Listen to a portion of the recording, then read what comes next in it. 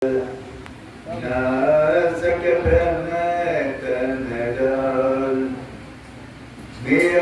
मुझमें कुछ नहीं, जो कुछ है गुरु को तेरा तुमको सौंपता, क्या लागत है गुरु को। प्रेम से बोलिए आप लोग श्री सद्गुरु महाराज की जय। हमारे गुरुदेव अध्यक्ष रूप में सर्वोच्च विद्वान है, गुरुदेव के चरणों में कोटि कोटि नमन है। व्यक्त रूप में बाबा लोगों के चरणों में कोटि कोटि नमन है। सत्संग स्थल में आए हुए सत्संग प्रेमी श्रेष्ठ गुरुजन, जगह जगह से आए हुए सत्संग प्रेमी एवं पुण्य माताओं एवं भक्तों, आप सभी की चरणों में मेरा कोटि कोटि नमन है। नमन है इस धरती का भी, नमन है सत्संग कराने वाले को। आज इस परिवार से एक जीवात्मा अपने पार्थिव शरीर को छोड़ करके चले गए, उसी के जीवात्मा की शांति हुई। जब सत्संग 3 रोजों से हो रहा है, अब यह सत्संग समापन की ओर है। आज ये अभी अब समाप्त हो जाएगा पूरी देर में सत्संग की कार्यक्रम, और इनके यहाँ का भी सारी कार्यक्रम समाप्त हो जाएगा। तो आज हम लोग शुरू में संत और गुरु विनती को सुने और कुछ देर अपने इष्ट का सामूहिक ध्यानाभ्यास किए। उसके बाद राम चरित सप्तम सोपान उत्तरकांड से पाठ हुआ, और पाठ में हुआ कि ईश्वर की भक्ति। अभी रामायण के मुताबिक अभी आप लोग सुने हैं कि आपका अंधकार तब मिटेगा जब आपके अंदर ज्ञान होगा। अज्ञान रूपी अंधकार को मिटाने के लिए ज्ञान रूपी सूरज का होना जरूरी है। जब तक ज्ञान रूपी सूरज का उदय नहीं होगा, अंदर की अंधकार नहीं जाएगा। इसका उदाहरण दिया है कि बहुतों प्रकार का आप व्यंजन बना लो, उसमें नमक नहीं दो, कैसा लगेगा? अच्छा लगेगा? नहीं लगेगा। नमक बिना उदास हो जाएगा। उसी तरह यह शरीर है बिना भक्ति का, ये मनुष्य का शरीर मिला है भक्ति के लिए। और जो आदमी भक्ति नहीं करते हैं वह बिना नमक का सब्जी बना है, बिना नमक का सब्जी है जैसे लगता है। अब देखिए हमारी अंधकार, हमारे रात को भगाने के लिए आप लोगों को क्या चाहिए? रात कैसे भागेगी? जब सूरज का उदय होगा। उसके पहले हम कहेंगे पूरा दुनिया में हम सारे जंगलों में आग लगा दें, सारा चंद्रमा उदय होकर के आ जाए, सब कला लेकर के तारा उदय हो जाए, सारे मरकरी बिजली सब जला दें, लेकिन रात नहीं जाएगी। जब तक सूरज का उदय नहीं होगा, जब तक सूरज नहीं आएगा, रात की अंधियारी आपको लगी रहेगी, रात नहीं मिटेगी। रात मिटाने के लिए सूरज की जरूरी है। उसी तरह हमारे लोगों के बीच में जो अज्ञान है, हम लोग भक्ति नहीं करते हैं, हम लोग उस अंधकार में, उस अंधकार को भगाने के लिए गुरु रूपी सूरज चाहिए। अब देखिए, दुख, आप सुख चाहते हैं तो भक्ति करने पड़ेगी।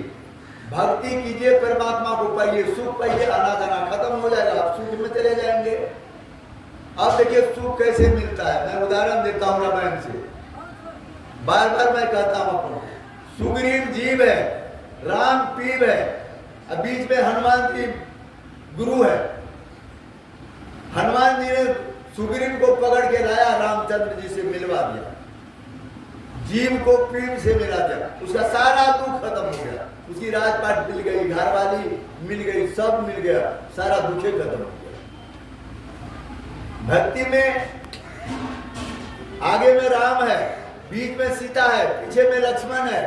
लक्ष्मण जी चाहते हैं कि भगवान का दर्शन करूं, लेकिन बीच में माया है, बीच में माया है, और वह माया दर्शन करने के लिए, भगवान के दर्शन करने के लिए नहीं देते हैं। बीच में सीता माया है, सीता माँ माया है, माया में पड़ जाते हैं। भगवान लक्ष्मण चाहता है कि मैं राम का दर्शन करूं, लेकिन बीच में माया है, माया दर्शन ही नहीं करने देते हैं। जब माया जब तक नहीं हटेगी, तब तक लक्ष्मण राम का दर्शन नहीं कर सकेगा। क्योंकि आगे राम चल रहे हैं, बीच में सीता है, पीछे लक्ष्मण है। तो उस माया को हटाने के लिए आपको युक्ति चाहिए। उस माया को हटाने के लिए हम क्या करते हैं? तो उसके अधिकार को हटाने के लिए उसे पूजा पे बैठते हैं, ध्यान में बैठते हैं। जब माँ सीता ध्यान पे बैठ जाते हैं, अलग अलग हो जाते हैं, भगवान दर्शन होने लगता है। तो हम लोग भक्ति जब तक नहीं करेंगे, परमात्माओं का दर्शन नहीं होगा, तो हम लोग सुख नहीं पा सकेंगे। शाश्वत सुख जो चाहिए वो नहीं मिलेगा बिना भक्ति का। अभी बाबा से सुन रहे थे ना, तनधर सुखिया कोई ने देखा, जो देखा सो दुखिया हो। ये तन में जो भी आया है सब दुखिया, चाहे राजा हो, महाराजा हो, दरिद्र हो, भिखारी हो या अमीर वाला हो। अमीर वाला को सर नहीं दुखता है, बुखार नहीं आता है, उसको कैंसर लकवा नहीं मारता है, सब कुछ होता है। अमीर हो या गरीब हो, दुख सबको होगा। तन धर सुखिया जो आया है तन में सबको दुख। अभी बाबा कबीरदास की बात। तो अगर आप सुख चाहना चाहते हो, सुख हो, तो भक्ति करनी पड़ेगी। जैसे बिना भक्ति का दुख नहीं कटेगा, जैसे बिना सूर्य का अधिकार नहीं जाता है, उसका उदाहरण दिया है, उसी तरह बिना भक्ति से आपका कलेश दूर नहीं होगा। हमारे गुरुदेव ने कहा है भक्ति के विषय में 3 चीज बताया। हमारे गुरुदेव जो है 3 चीज बताया किताबों में, अपने प्रवचनों में। स्तुति, विनती और उपासना। स्तुति कीजिए किसका? उस परमात्मा का जिसने हमें जन्म दिया, जन्म से पहले माँ के दूध में दूध का भंडार दे दिया, माँ के शरीर में। वो परमात्मा कैसा है? हमारे खाने पीने रहने का सारा जुगाड़ कर दिया। अब अपने तरीका से आप खाइए पीजिए, श्रद्धा करेंगे। उस स्तुति का, उसका स्तुति का गुणगान कीजिए, उसके जस का गुणगान कीजिए, स्तुति कीजिए। उसके बाद विनती कीजिए, प्रार्थना कीजिए। प्रभु का प्रार्थना क्या है? प्रभु का जप, प्रभु का पुकार कीजिए, उसका नाम है प्रार्थना। जप कीजिए जो गुरु ने बता दिया। और उसके बाद है उपासना। प्रभु के पास बैठ करके, प्रभु के गोद में बैठ करके, प्रभु के सामने बैठ करके और उपासना कीजिए कि प्रभु मैं आपके पहले सत्ता हूँ, आपके पास बिठा हुआ हूँ, आप कहिए मैं क्या करता हूँ। प्रभु की बातों को सुनना उपासना है। प्रभु की हमारी बात हम कह रहे हैं वो सुनेंगे, लेकिन वो क्या करे वो भी तो सुने, उपासना है। प्रभु की गोद में बैठ करके हम भक्ति करते हैं, उपासना है। तो स्तुति, विनती और उपासना, ये तीनों चीज भक्ति में बहुत जरूरी है। ये तीनों चीज हम करेंगे और इसकी युक्ति हम अपने आप नहीं जानेंगे। हमारे अंदर में हम सब प्रभु है, सबसे निकट में परमात्मा को हम अपने आप नहीं जानेंगे। परमात्मा को कौन जानाता है? संत सदगुरु जानाता है। इसके लिए आपके अंश में सदगुरु परमात्मा है, इसी अंदर में परमात्मा है, इसी अंदर में आत्मा है, बस ये दूरी है। इस बीच में ये है परमात्मा, ये है आत्मा, इस बीच में इतना खाड़ी है, इतना कूड़ा करकट भरा हुआ है, इतना चुगली चपाटी, निंदा, घूस, चोरी, डकैती, बाल बलात्कार सब इतना फंसा हुआ है। इसको साफ करने की जरूरत है। ये दूरी है, ये परमात्मा, ये आत्मा, ये दूरी में जो फंसा हुआ है गंदगी, इसको साफ करने की जरूरत है। ये साफ हो गया, ये आत्मा परमात्मा में मिल गया, हमारी दुख ही खत्म हो गया।